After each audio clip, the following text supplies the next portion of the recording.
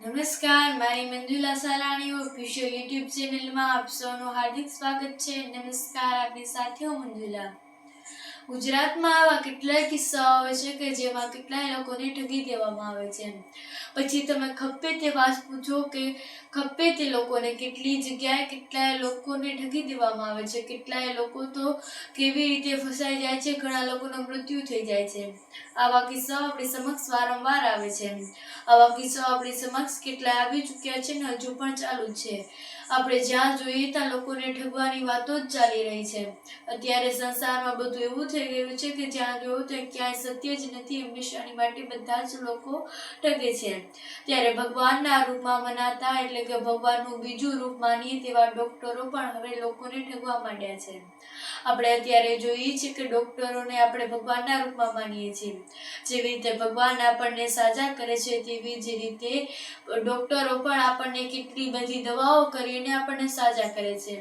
પરંતુ હવે એવું થઈ રહ્યું છે કે ડોક્ટરો પણ લોકોને મારી રહ્યા છે. સાજા કરવાની વાત તો છોડો, પરંતુ તેઓ મારી રહ્યા છે. એવા કેટલાય કિસ્સો આપણી સમક્ષ આવે છે કે જેમાં ડોક્ટરો ખોટું બોલીને કેટલા લોકોને મારી નાખે છે. ત્યારે જામનગરની JCC હાર્ટ ઇન્સ્ટિટ્યૂટ દવાખાનામાંથી એવું જોવા મળ્યું કે તેમાં જે દવાખાનાના મેઇન ડોક્ટર હતા તેઓએ 263 કેસમાંથી 53 જેટલા લોકોના હૃદય ચીરી નાખ્યા છે. તે માત્ર એક હૃદયનું જ દવાખાનું હતું સ્પેશિયલી. ત્યાં કેટલી ચેટેથી લોકો આવતા હતા અને તેઓ એવો માનતા હતા કે અમારી બીમારીઓ મટી જશે તેવું વિચારીને તેઓ ત્યાં આવતા હતા.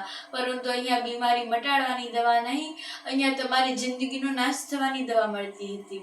એટલે કે 53 જેટલા જે કેસો હતા તેમાંથી 53 લોકોના હૃદય ચીરી નાખવામાં આવ્યા છે.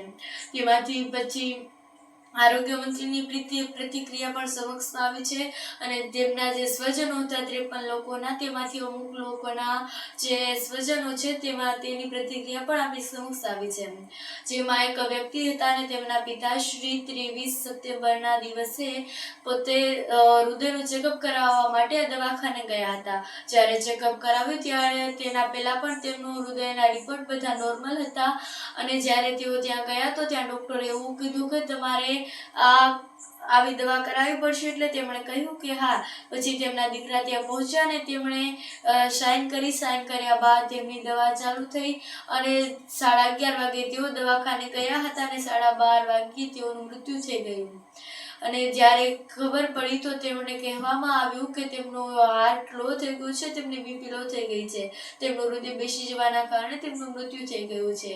પરંતુ તેમને પહેલા કોઈ જ બીમારીઓ ન હતી ને તેમનું હાર્ટ છે તેને પણ એટલી બીમારી ન હતી. માત્ર તેઓ ચેકઅપ માટે જ આવ્યા હતા અને જ્યારે તેમણે ડોક્ટરે સર્જરી કરાવવાનું કીધું તો બસ માત્ર 1 જ કલાકમાં તેમનું મૃત્યુ થઈ ગયું.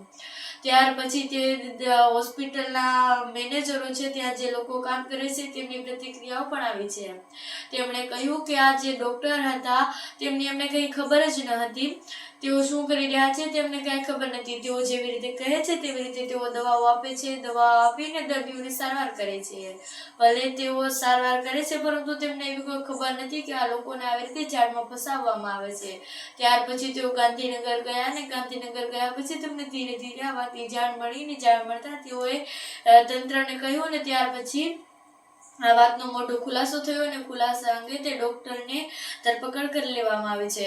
53 લોકોના જીવ ગયા છે. તેમને તમે વિચાર તો કરો કે તેમના આપણે જે આ મરણ પાછળ જે કરજ કરીએ છીએ તે આપણા બધા દિવસો તેમના આપણે પુણ્યતિથિ કરીએ કે જે કરીએ તે આપણે તે બધા દિવસો વીતી ગયા. તેમના જે લોકો હતા, તેમના જે સંબંધીઓ હતા તેઓ પણ તેમના ઘરેથી ચાલ્યા ગયા. પરંતુ જે તેમના સ્વજનો છે તેને કેટલું દુઃખ થતું હશે તે આપણે બધા સૌ જાણીએ છીએ.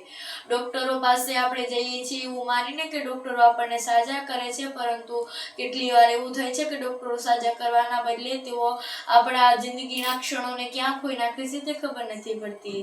એટલે આવા ડોક્ટરોને ઘણા લોકો માટે એવું કહેવામાં આવ્યું છે અને ઘણા લોકો એવું કહી રહ્યા છે કે આવા ડોક્ટરોને તેમને ખૂબ મોટામાં મોટી સજા થવી જોઈએ અને તેમના માટે એક એવું રાખવું જોઈએ કે તેમને ક્યાંય પણ ક્યારે કઈ નોકરી માટે સ્થાન ના મળવું જોઈએ ને હવે તેમને ડોક્ટરમાં પણ સ્થાન સ્થાન ન મળવું જોઈએ તેવા અનેક લોકોની પ્રતિક્રિયા આવી છે.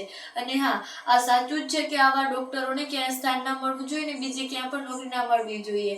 અને આવું કરવાથી બીજા ડોક્ટરો પણ ડરે, કારણ કે આપણી સમક્ષ હવે આવા કિસ્સાઓ વધતા આવે છે. અને તેનું સૌથી મોટું કારણ છે કે આવી રીતે ડોક્ટરોને છોડી દેવામાં આવે છે અને બીજા ડોક્ટરોને લાગે છે કે આમાં કંઈ ના થાય, તેના કારણે બીજા ડોક્ટરો પણ આવું કાર્ય કરે છે.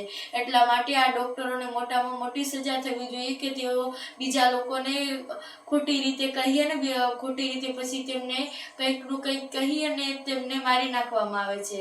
આ વિડીયો વિશે તમારું શું કહેવું છે કમેન્ટ્સમાં જરૂરથી જણાવજો. અને સાથે જ મારી મંજુલા સાલાણી ઓફિશિયલ યુટ્યુબ ચેનલને સબસ્ક્રાઇબ કરવાનું ભૂલશો નહીં. Thanks for watching my video.